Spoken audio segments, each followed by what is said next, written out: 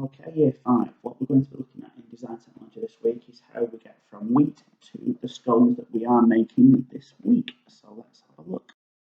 So wheat is sown in the autumn. In the spring, the plants grow quickly, producing ears of grain which ripen throughout the summer. So they grow really well during the spring and summer.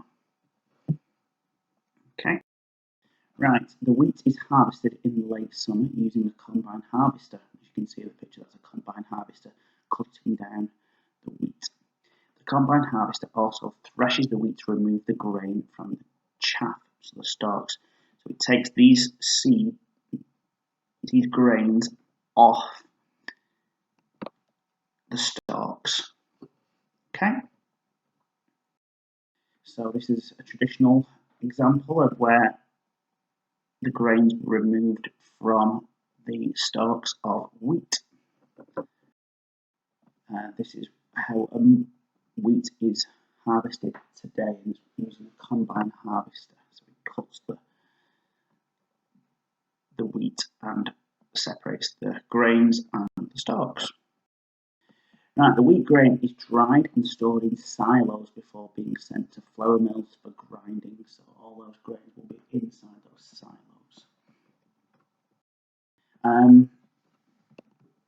So on arrival at the mill, the wheat is cleaned to remove dust, straw and other impurities.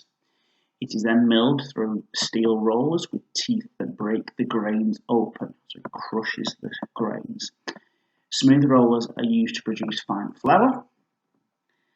There are 3 main types of flour: white, brown and wholemeal flour. Okay, and that's your traditional windmill, which would be used to grind the grains to make the flour, and this is a more modern example. Right, the flour is then sent to bakers who use it to make bread, cakes, pastries and biscuits. The finished products are sold in shops, cafes and supermarkets. We are obviously going to be looking more closely at scones. So, what are we doing today? We're going to be following a flowchart of how wheat turns to flour and then into scones. So, on your activity, there is a flowchart to complete. If you need to re-watch this video for any of the clips, then please do so. Pause it on the screens that you need and fill in that chart for us, please. I'm going to go and make myself some scones because these look too delicious. Yum, yum, yum.